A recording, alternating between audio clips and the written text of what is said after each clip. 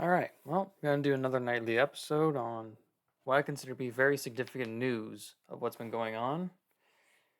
There's a bunch of stuff with Kerry Lake that's interesting, but I really want to get into the stuff that's going on with Texas. I think this is more significant. The Kerry Lake stuff, while interesting, I'll just give a quick recap of what happened with Kerry Lake. So, with Kerry Lake, she released audio proving that the chair of the GOP in Arizona tried to bribe her into dropping out of the race. And there were some insinuations made by this guy that by choosing that his life could be under threat or her life could be under threat if for some reason things didn't go according to plan, where she would drop out as being suggested. We'll say. Yeah, she dropped audio of that, and that was a pretty big deal. But in the grand scheme of things, while I think that's significant, I think the stuff going on in Texas is more significant. So we're just going to go over real quick.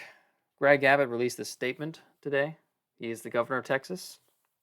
He is asserting the right of Texas to defend itself. Basically, he's saying that it has a constitutional right to defend its border. So we'll just read through it for a little bit. The federal government has broken the compact between the United States and the states. The executive branch of the United States has a constitutional duty to enforce federal laws protecting states, including immigration laws on the books right now. President Biden has refused to enforce those laws and has even violated them. The result is that he has smashed records for illegal immigration. Despite having been put on notice in a series of letters, one of which I delivered to him by hand, President Biden has ignored Texas's demands that he perform his constitutional duties. President Biden has violated his oath to faithfully execute immigration laws enacted by Congress. Instead of prosecuting immigrants for the federal crime of illegal entry, President Biden has sent his lawyers into federal courts to sue Texas for taking action to secure the border. President Biden has instructed his agencies to ignore federal statutes that mandate the detention of illegal immigrants. The effect is to illegally allow their en masse parole into the United States. By wasting taxpayer dollars to tear open Texas's border security infrastructure, President Biden has enticed illegal immigrants away from the 28 legal points of entry along this state's southern border, bridges where nobody drowns, and into the dangerous waters of the Rio Grande. Under President Biden's lawless border policies, more than 6 million illegal immigrants have crossed our southern border in just 3 years. That is more than the population of 33 different states in this country. This illegal refusal this illegal refusal to protect the states that has inflicted unprecedented harm on the people all across the United States. James Madison, Alexander Hamilton, and the other visionaries who wrote the U.S. Constitution foresaw that the states would not be left to the mercy of a lawless president who does nothing to stop external threats like cartels smuggling millions of illegal immigrants across the border. That is why the framers included both Article 4, Section 4, which promises that the federal government shall protect each state against invasion, and Article 1, Section 10, Clause 3, which acknowledges the state's sovereign interest in protecting their borders. He cites Arizona versus United States as a court case proving this. The failure of the Biden administration to fulfill the duties imposed by Article 4, Section 4 has triggered Article 1, Section 10, Clause 3, which reserves to this state the right of self-defense. For these reasons, I have already declared an invasion under Article 1, Section 10, Clause 3 to invoke Texas' constitutional authority to defend and protect itself. The Texas National Guard, the Texas Department of Public Safety, and the Texas personnel are acting on that authority, as well as the state law, to secure the Texas border. Signed, Greg Abbott, Governor of Texas. So that's the gist of the statement. So what are my thoughts on it? Well, my thought is that this is a very nice and legalese way of saying that the President of the United States is abandoning his people. He is betraying his state. If anything, I'd say that Biden is actively invading the states. And this is a very nice way of sugarcoating and basically saying the same thing where, you know what, Biden, if you're going to not uphold the law, if you're going to invade us, we're going to defend our border. Don't care what the Supreme Court says. We have the Constitution on our side, and we're going to do it anyway. One of the interesting things on Twitter, we have this thing that's been trending as a Texan. This is the hashtag that's trending. Lots of very pro-Texas stuff, or at least very pro Abbott trying to defend the border. Occasionally you see some left-wing opinion. But, I mean, most of it is just people basically saying, good, keep doing it. Abbott. We want to defend our own border. And I agree. All right. So, anyhow,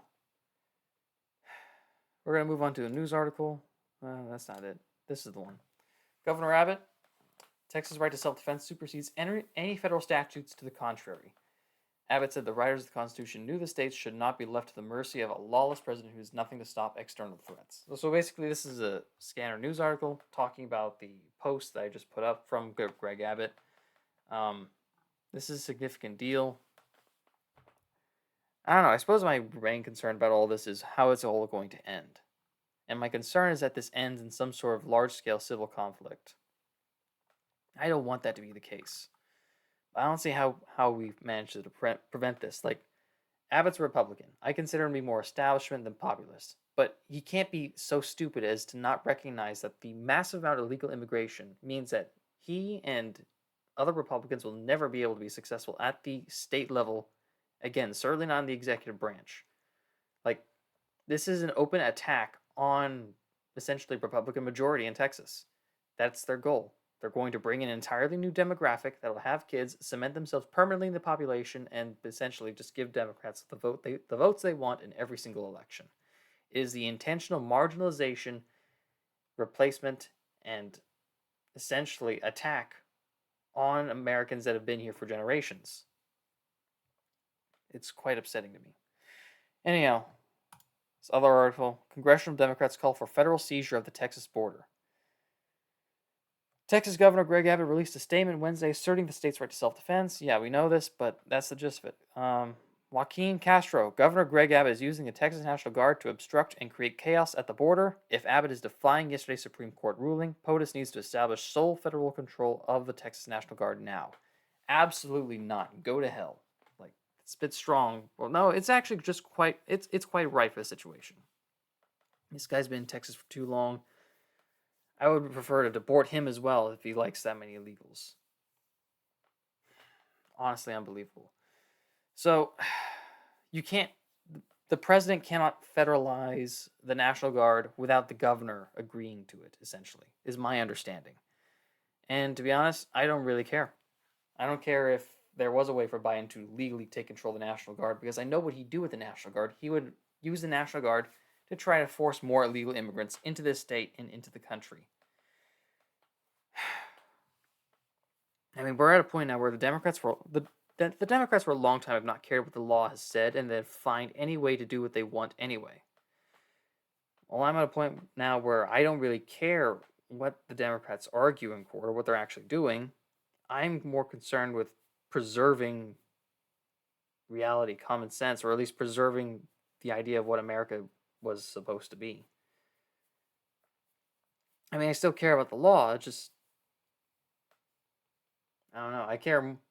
I'm coming to a point where I care more about winning than about like following rules when the other side is deliberately cheating. Like, if everyone's following rules, then sure, everyone follow the rules. But the Democrats are not following the rules. They are intentionally breaking the rules to get what they want. So that's where we are. Like, all that really matters is whether you serve the interests of your base. And I think the biggest thing that Republicans can do right now, make sure that the Democrats don't get to grow their base. They know they're losing. They know they're a dying brand, and this is their way to sustain themselves into the future. Don't give it to them. Yeah, that's about all I have. Hopefully, no violence occurs. Hopefully, the Biden administration just backs down. But I'm also realistic enough to know that like things are going to get complicated. They might get as bad as we want, as bad as we're afraid. Anyhow, thanks for listening. Consider liking and subscribing. Have a nice night, and bye.